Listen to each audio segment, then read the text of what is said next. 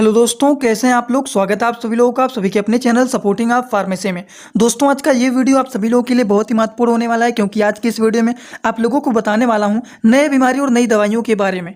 आज की इस वीडियो में आप लोगों को बताने जा रहा हूं मांसपेशियों में दर्द अगर किसी को होता है तो उसके इलाज के बारे में, कि अगर किसी के मांसपेशियों में दर्द होता है तो उसका क्या इलाज होता है, ये मांसपेशियों में दर्द क्यों हो रहा है, दर्द होने का क्या कारण होता है, दर्द होने पर कौन से लक्षण देखे जाते हैं, कौन कौन से टेस्ट कराए जाते हैं और इसको ठीक करने के लिए कौन कौन सी दवाइयाँ दिया जाता है, सारी बात आप लोगों को एक ही वीडियो में बताऊंगा। तो आज का वीडियो बहुत ही महत्वपूर्ण है, कोशिश करना कि एक बार इस वीडियो को पूरा जरूर देख लेना। तो चलिए वीडियो को स्टार्ट करते हैं बिना देर के। लेकिन स्टार्ट करने से पहले एक महत्वपूर्ण सूचना यह है कि सपोर्टिंग आप फार्मेसी के इस चैनल पर यह वीडियो बनाया जाता है केवल मेडिकल छात्रों के नॉलेज के लिए। कोई भी दवा अपने से ना इस्तेमाल करें बिना डॉक्टर के सलाह के।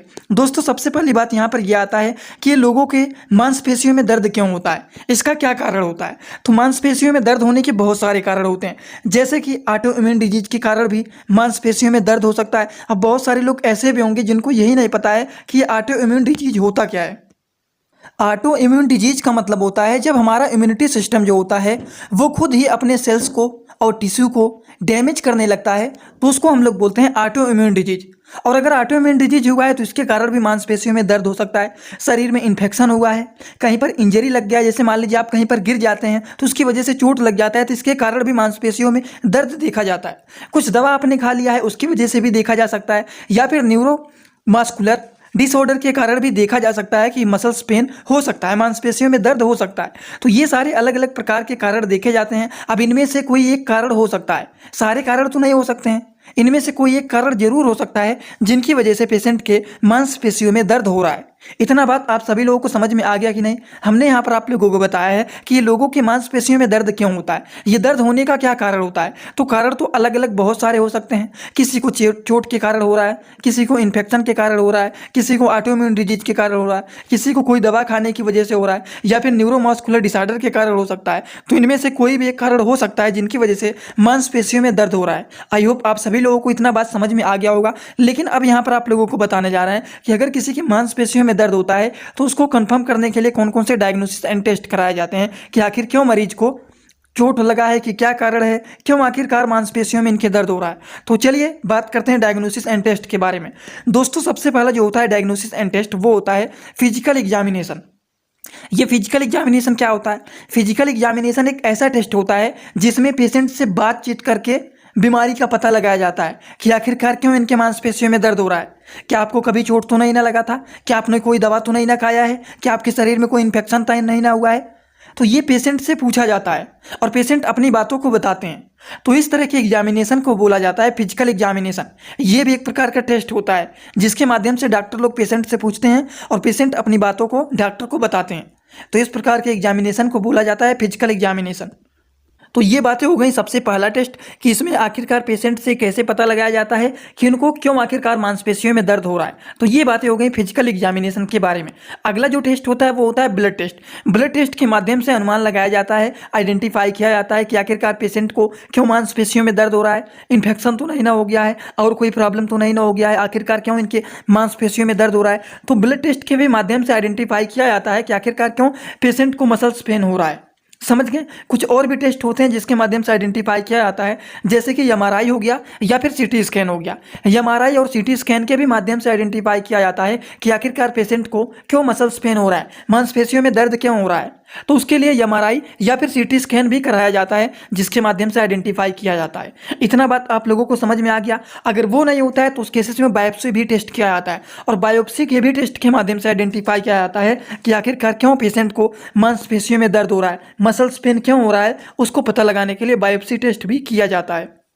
तो अभी तक मैंने आप लोगों को यही बताया है कि अगर किसी की मांसपेशियों में दर्द हो रहा है, वो दर्द क्यों हो रहा है, उसको कंफर्म करने के लिए कौन कौन से डायग्नोसिस टेस्ट कराए जाते हैं। तो डायग्नोसिस एंड टेस्ट में सबसे पहले तो आप लोगों को बताएं फिजिकल एग्जामिनेशन के बारे में, दूसरा आप लोगों को बताएं ब्लड टेस्ट के बारे में, ब्लड टेस्ट कराया जाता है, फिजिकल एग्जामिनेशन भी इसका होता है। उसके बाद आप लोगों को बताएं एमआरआई या फिर सीटी स्कैन भी कराया जाता है, ये भी बता दिए हैं। बायोप्सी टेस्ट के भी माध्यम से आइडेंटिफाई किया जाता है कि आखिरकार पेशेंट को क्यों मांसपेशियों में दर्द हो रहा है। तो ये आप लोगों को अलग अलग प्रकार के 4 टेस्ट के बारे में बता चुका हूं, जो कि आप लोगों को एकदम अच्छे से समझ में आ गया होगा। यहाँ पर टेस्ट के बारे में पूरी तरह से बताया हूँ। और इसके पहले आप लोगों को बताएं कि अगर किसी को मांसपेशियों में मसल्स पेन हो रहा है तो ये होने का क्या कारण होता है, क्यों दर्द हो रहा है, है, इसका क्या कारण होता है, ये भी आप लोगों को बता दिया हूं। अब आप लोगों को लास्ट जो बताने जा रहा हूं वो बताने जा रहा हूं इलाज के बारे में, कि आखिरकार पेशेंट को अगर मान लीजिए मांसपेशियों में दर्द हो रहा है, पता चल गया कि दर्द हो रहा है, तो अब इसको ठीक करने के लिए कौन कौन से मेडिसिन दिए जाते हैं, अब आप लोगों को ट्रीटमेंट के बारे में बताने जा रहा हूं। तो चलिए आप लोग ध्यान से वीडियो को देखना स्टार्ट कर दीजिए, क्योंकि ट्रीटमेंट में आप लोगों को सारे के सारे दवाइयों के बारे में बताऊंगा, तो ध्यान से मेडिसिन को समझिए, क्योंकि दवाइयों का एक भी नाम आपको गलत नहीं होना चाहिए, दवा हमेशा आपको सही ही देना चाहिए। तो चलिए बात करते हैं ट्रीटमेंट में सबसे पहले मेडिसिन के बारे में। दोस्तों सबसे पहला जो मेडिसिन है वो है नाइसियमार। ये क्या है, थोड़ा सा इसको जूम कर देता हूं तब आप लोगों को दिखेगा।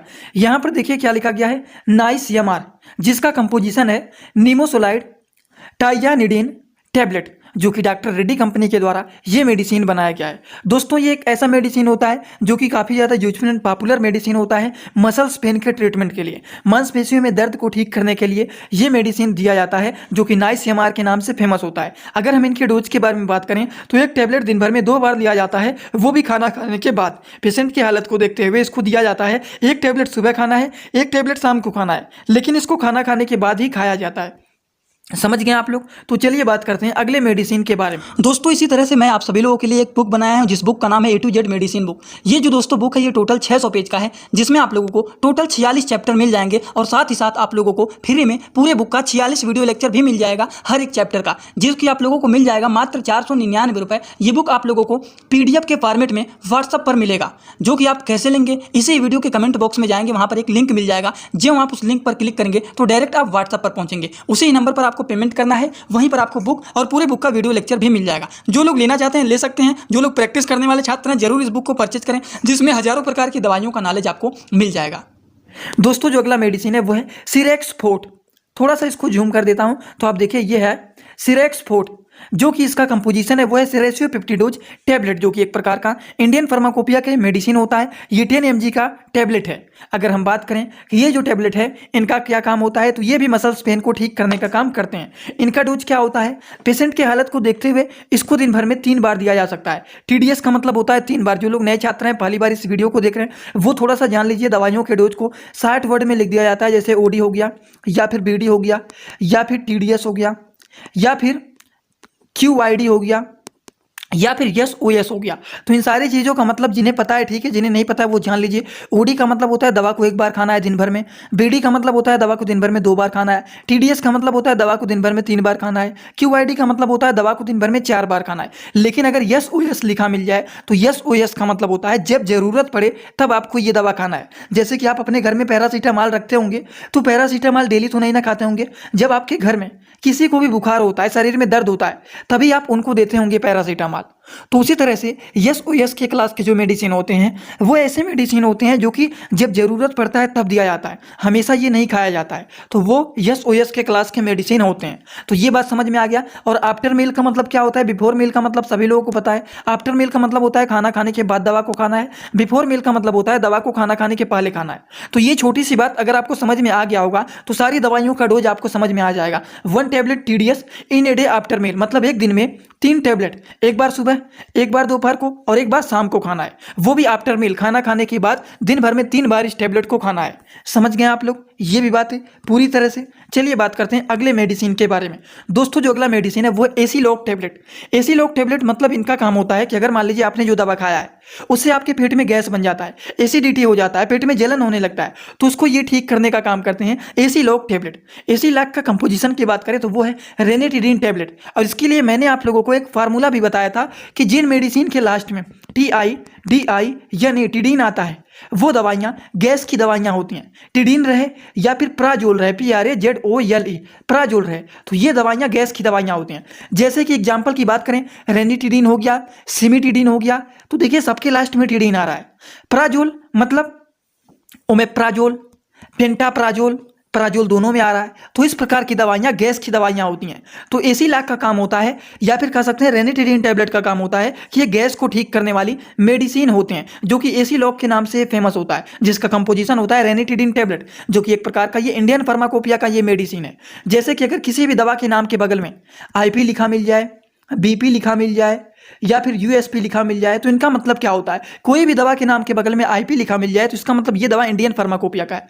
बीपी लिखा मिल जाए तो ये ब्रिटिश फार्माकोपिया का है। और यूएसपी लिखा मिल जाए तो मतलब ये दवा यूनाइटेड स्टेट फार्माकोपिया का है। तो वही चीज़ यहाँ पर लिखा गया है कि रेनिटिडीन टैबलेट जो है ये इंडियन फार्माकोपिया का मेडिसिन है, जो कि ये 150 mg का मेडिसिन है। समझ में आ गया आप लोगों को, जो कि कैडिला कंपनी के द्वारा ये बनाया गया है। इनके डोज के बारे में भी अगर हम लोग बात करें तो एक एक टैबलेट दिन भर में 2 बार लिया जाता है, वो भी खाना खाने के बाद। कभी कभी पेशेंट को डॉक्टर लोग खाना खाने के पहले भी इसको प्रिस्क्राइब कर देते हैं। तो ये एक ऐसा दवा है जो कि आप खाना खाने के पहले भी ले सकते हैं और खाना खाने के बाद भी इसको लिया जा सकता है। समझ में आ गया आप लोगों को इतना बात एकदम अच्छे से। तो चलिए बात करते हैं अगले मेडिसिन के बारे में। दोस्तों जो अगला मेडिसिन है वो है क्रीम, जिसका नाम है वोवेरान इम्यून जेल। ये एक ऐसा जेल होता है, ये एक ऐसा क्रीम होता है जिसके कंपोजिशन की बात करें, इसको देखिए यहाँ पर हिंदी में भी लिखा गया है वोवेरान इमल जेल। ये है जिसके कंपोजिशन की बात करें तो वो है डाइक्लोफिनेक जेल। और मैंने आप लोगों को बताया था किसी भी दवाइयों के नाम के लास्ट में अगर फिनेक आ जाता है, जैसे कि डाइक्लोफिनेक, एसिक्लोफिनेक, तो ये सारी दवाइयाँ एक प्रकार के पेन किलर मेडिसिन होते हैं, दर्द को ठीक करने वाली दवाइयाँ होता है। तो ये जो है डाइक्लोफिनेक जेल, ये इंडियन फार्माकोपिया का ये मेडिसिन है, जो कि एक प्रकार का पेन किलर जेल होता है। इसको कहाँ पर लगाया जाता है? हमारे शरीर में मांसपेशियों में, जैसे हाथों में दर्द हो रहा है या फिर पैरों में कहीं पर दर्द हो रहा है, जिस जगह पर दर्द हो रहा है उसी जगह पर इसको अप्लाई किया जाता है। वो भी कितने बार? दिन भर में TDS से QID, मतलब दिन भर में 3 से 4 बार, एक दिन में 3 से 4 बार जिस जगह पर दर्द हो रहा है उस जगह पर इसको लगाया जाता है, जिससे वहाँ का जो दर्द होता है वो ज़्यादा समय तक ना रहे, जल्दी से जल्दी वो ठीक हो जाए। इसीलिए इसको दिन भर में 3 से 4 बार लगाया जाता है, इसको वोवेरान इमल जेल को। समझ में आ गया? जो कि डाइक्लोफिनेक आप लोगों को मैंने बताया था कि कौन सा दवा किस काम में आता है, उसमें आप लोगों को बताए थे FENAC। किसी भी दवा के नाम के लास्ट में अगर फिनेक आता है तो वो दवाइयाँ एक प्रकार के पेन किलर मेडिसिन होते हैं। समझ में आ गया? जैसे कि एग्जाम्पल की बात करें तो एसिक्लोफिनेक, डाइक्लोफिनेक, तो दोनों में फिनेक आ रहा है ना, तो इसी तरीके से दवाइयों को पहचाना जाता है। जैसे कि ये जेल जो हो गया, ये जो क्रीम हो गया, इसके कंपोजिशन को आप पढ़ेंगे तो लिखा गया है डाइक्लोफिनेक जेल।